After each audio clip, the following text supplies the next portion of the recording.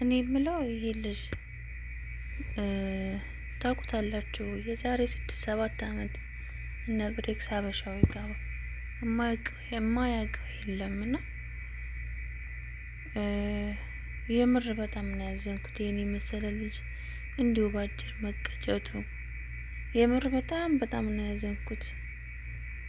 ለወላጅ የኔ ብጤ ባዳዎች የማናውቀው እንደዚህ በጣም ያዘን እናቱ አስባችሁታል? እንዴት እንደምታዝን ቤተሰቦቹ የምር መጽናናትን እንመኛለሁና እኔ በፊት እከታተላችሁ ነበር እና ብሬክስ ጋር አየው ነበር እና እዚህ ተመልሶ ሪያድ ነበር የሚኖረው። ተመልሶ ኢትዮጵያ ገባ መጣ።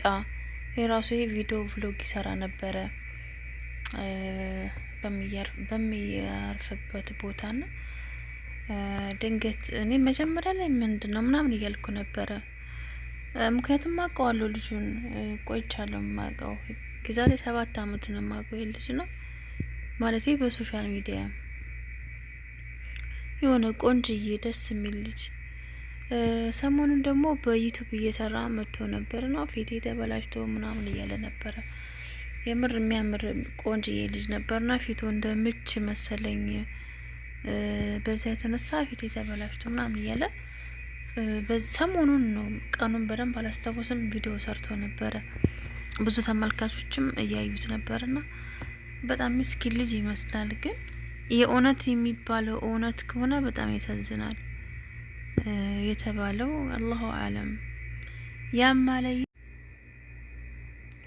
ይሄ ቪዲዮ ታስታውሱታላችሁ? ይሄ ቪዲዮ የዱሮ የቆየ ቪዲዮ ነው፣ ግን አሁን አስታወስኩት። ብሬክስ ፖስቶት ነው። የእውነት በጣም ነው ያዘንኩት። ያው ሀዘን ለመግለጽ ነው የእውነት።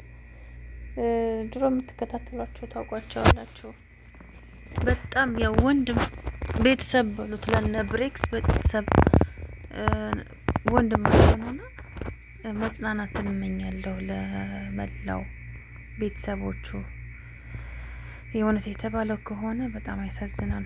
የእውነት ከሆነ ማለት ነው። እኔ እስካሁን ሙሉ መረጃ የለኝም። እንደሚባለው ከሆነ ጓደኞቹ ናቸው ነው የሚባለው።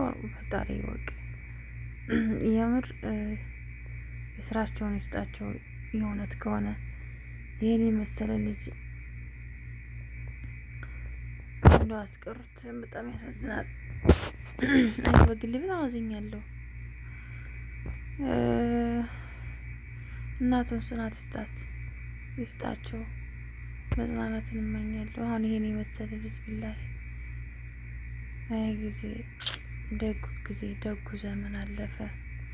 ሰው የሚተሳሰብበት የሚዋደድበት በቃ ከንቱ ዘመን ነው አሁን ያለንበት። ሰው በቃ ተጨካክኗል። የእውነት ስራውን ፈጣሪ ይወቅ ምን እንደሚሰራ። ግን ምን ያክል እንደተጨካከነ ነው ደግሞ። ልጁ የዋህ ይመስላል እንደ ቪዲዮ ሳየው ማለት ነው። ያው እንደነገርኳችሁ ድሮ የነ ብሬክስ የድሮ ተከታዮች ታውቁታላችሁ።